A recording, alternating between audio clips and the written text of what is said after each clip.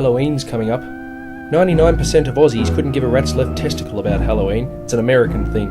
And a weird American thing at that, but I get it. It's the spooky holiday where everyone dresses up and watches horror movies. Well, this week I played a video game that's based on horror movies. Zombies Ate My Neighbours. Or Zombies if you're in the PAL regions. Zombies is an overhead shooter where you play as the boy or the girl, they play identically, and you have to kill all of the zombies and monsters and rescue your stupid neighbours who just stand there oblivious until they die. The concept's pretty dumb, but Konami put a lot of style into the game with their tongue planted firmly in their cheek. As you run around, you collect lots of different items and weapons. You start with a piddly little water pistol, but you upgrade it as you go. I like the red potion, that turns you into a powerful invincible monster, which is cool, but you don't want to waste it. Look, to be honest, I don't really get this game. I can't pinpoint anything that's particularly wrong about it, I just didn't really enjoy playing it that much. Sometimes I'd be circling around a level over and over trying to find the one remaining neighbour who for some reason I just couldn't track down. It was frustrating. The levels do change their themes and layouts a bit, but the basic concept of rescuing stupid neighbours gets pretty repetitive. The funny little nods to the horror genre are cute, and I'm sure this would be a game much better played with a friend, but on my own I just didn't really have much fun playing it, but it's okay.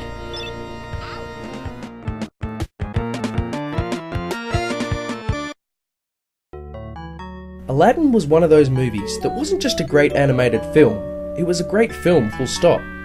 Through a strange event of circumstance, there were two completely different games made of Aladdin. The Mega Drive one was created by Shiny, who would later go on to make Earthworm Jim, and the Super Nintendo version was made by Capcom. Apparently Capcom had some kind of exclusive deal where only they could produce Disney games on Nintendo's consoles or something. Anyway, I'll be putting both of these games through their paces this week and seeing which one stands up as the better game. Prepare yourself, fanboys. Both games basically follow the plot of the movie. You start in the streets of Agrabah, dodging the soldiers and causing mayhem. You'll notice that while both games have lovely graphics, they're quite different. The Mega Drive version has some amazing animation that looks like it was ripped straight out of the movie, but because of the weak colour palette, everything looks flat and a bit dull. By comparison, the Super Nintendo has all these beautiful, rich and vibrant colours. For animation, Mega Drive wins. For overall graphics, Super Nintendo wins. Now on to the sound.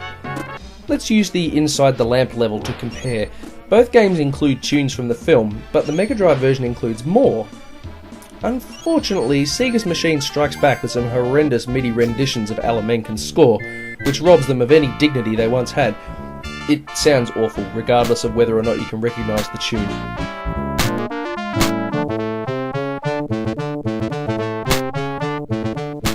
I wouldn't say the Super Nintendo version is amazing either, but there's no comparison. A Super Nintendo victory in the sound department for sure. Now on to the controls.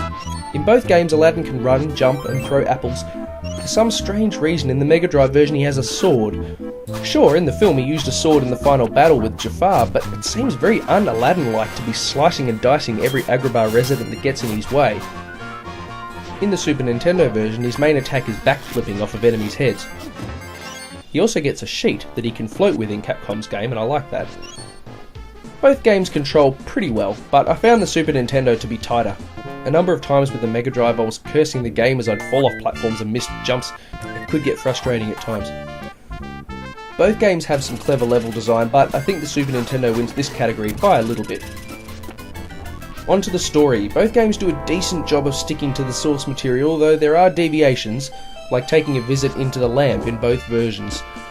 On the Super Nintendo, Aladdin takes a detour on his way back to Agrabah when Abu runs inside a pyramid and Aladdin has to go and rescue him. Wait, what? Pyramid? I thought this story took place in Arabia. The pyramids are in Egypt. Oh well, I guess Capcom didn't really think that hard about it.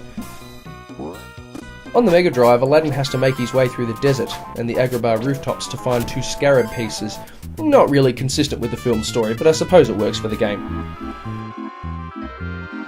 Both versions have the Cave of Wonders, followed by the daring escape on the magic carpet. Yeah, similar but different.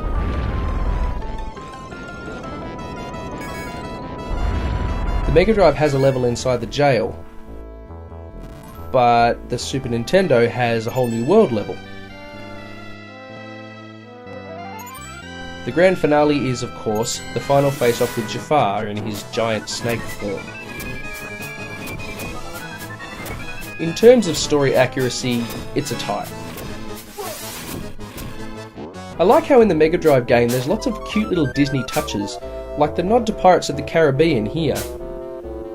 And look, that's skeletons wearing Mickey Mouse ears. Both games are pretty short, but the Mega Drive version is more difficult, especially in the later stages of the game.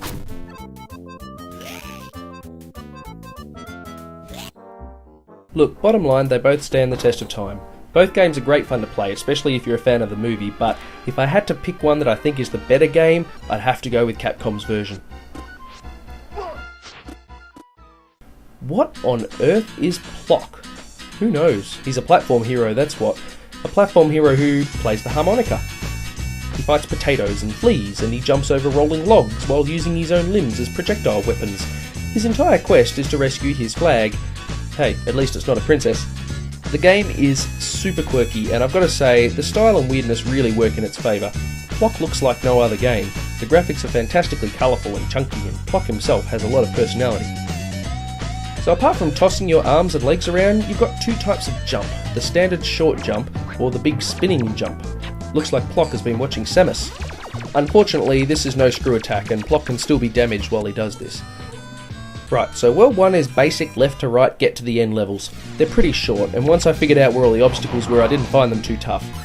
After the first boss is beaten though, the game style changes, and instead of just getting to the end of a linear level, Plok has to search a big open space for a certain number of fleas to kill. I found this style much more challenging and, I'll be honest, not as fun.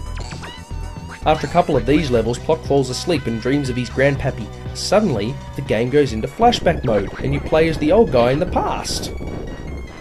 It looks like the game designers had a lot of fun making this game, nothing's taken too seriously. Sadly, the game suffers from the same stupid oversight that Jurassic Park had last week. It has no save or password functions. Sure, the levels are fairly short, but it does get pretty tricky the further you play, and it's so frustrating that you have to play the entire thing in one sitting. Suffice to say, I haven't finished Plok, but I enjoy playing it, so I'll come back to it later. Who knows if I'll ever have the patience to actually complete it. As platform heroes go, Plok is up there with the better ones. This game is definitely more enjoyable than Bubsy or Aero the Acrobat.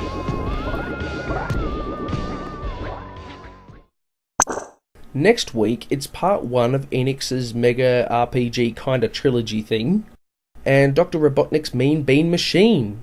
I hear it's got beans, and they're mean, and obscene, but they're clean. Who's their queen?